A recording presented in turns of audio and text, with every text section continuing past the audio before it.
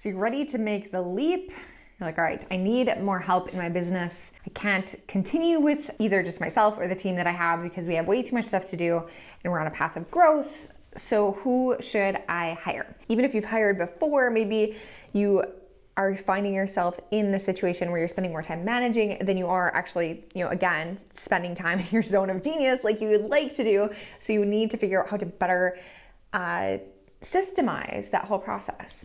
Now, whenever I say systems, people tend to glaze over and they think that that's only back end stuff, that systems only apply to, I don't know, the way that you're publishing your blog posts or the way that you're scheduling your social media posts or you're onboarding a client, but systems apply to the front-facing parts of your business, aka your brand as well. So the things that your clients and customers are going to come into contact with and decide whether or not they want to hire you.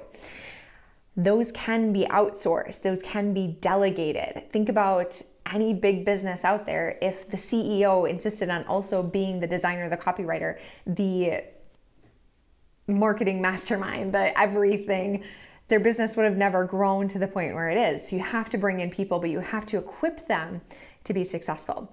And the place where I see people getting hung up is because they're not realizing the difference between two different types of hires. So there's two types of hires. There are the experts, aka the advisors, and then there are the implementers, the people who are actually getting stuff done. And often those two aren't the same thing because the experts are highly specialized. You can actually sub in courses or programs or coaching in for those expert roles where they're actually helping you make the strategic decisions. But the implementers, again, they're the ones that actually get stuff done. And since you need them on an ongoing basis, you have to be able to afford them in your business. If an expert charges $1,000 an hour, you're not going to hire them for 40 hours a week unless you're rolling in the dough. So you have to figure out how to use both to maximize the work that gets done, to make sure that you're going in the right direction by using the expert help. That's usually a short-term project, by the way. So for example, my clients bring me in when they need to figure out how to delegate their brand, define and then delegate their brand.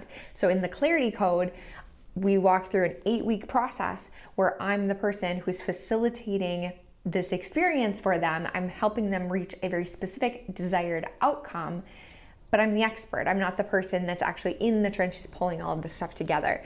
If they have team members, they're doing that. Or if it's just the CEO, it's the CEO that's doing that with the anticipation that they're going to hire help and not have to, it's high leverage work that they'll get to leverage far into the future. But at the end of the 8 weeks, I'm done. They can hire me for ongoing consulting or advising, but that's still something where I'm showing up for a couple hours a month to keep them on the right track. It's not something where I'm actually in the business doing the work. So if you need to know where to go, consider hiring a course, hiring an expert, hiring a consultant, a coach, whatever, to help you go in that direction.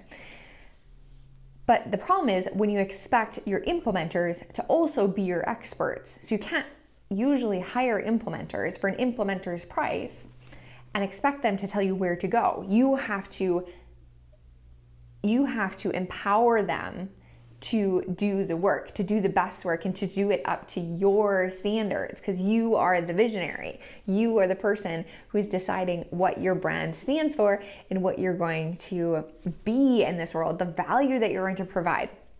So how do you do that? So a lot of people run into the problem where they hire implementers. They expect them to be experts, but they're not really. So they're like kind of piecing stuff together. The work is getting micromanaged. You have to do a ton of revisions.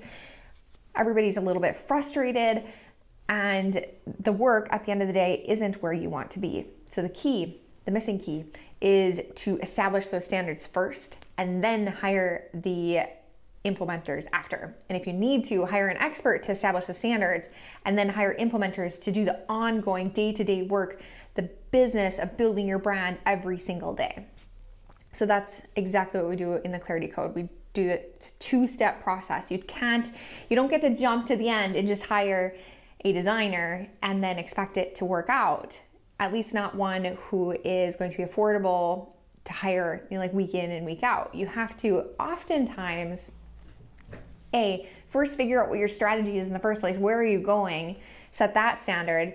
Sometimes you even have to hire a high-end designer to set the visual standards, and then you can hire less experienced designers to continue the day-to-day work after that. It sounds like a lot of work, but it actually maximizes your investment. So you put the money where it really counts. You have that short-term strategy work that you're doing, so you're paying the expert. You have the short-term standards work that you're doing, that either you yourself are setting the standards for visuals, messaging, and content, or you're hiring somebody who's excellent at what they do, in demand, very high prices, to set that standard.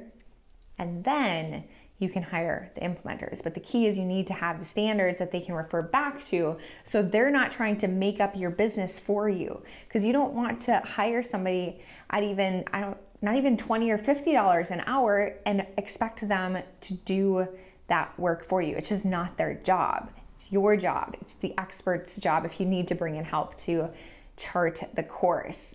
So I hope that's helpful. So if you're expecting your implementers to also be experts, it's very, very possible that if you just separate those two things, so if you separate the standard setting and then the standard meeting, everybody's going to be happier. You're going to get better results. You're going to pay less for those results.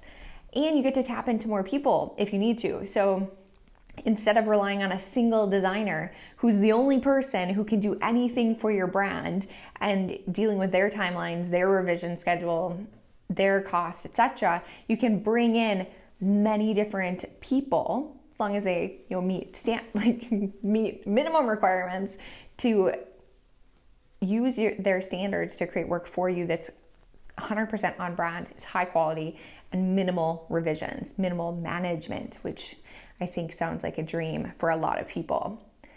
So I hope this is helpful. It was just kind of off the cuff here why I do what I do, because I am so incredibly passionate about unlocking the genius.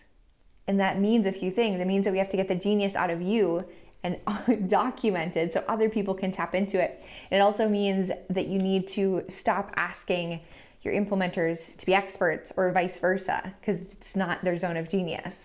And stop expecting like a general VA or a single person to be everything for every piece of your business. It works a lot better to have the strong foundation, the entire system that's set up that you can plug people in as you need them, instead of trying to do this, like put that all on the shoulders of one person. I'm Kay Putnam. I'm the psychology-driven brand strategist, the founder of the Clarity Code, which is that 8-week implementation program for documenting, defining, and delegating your brand.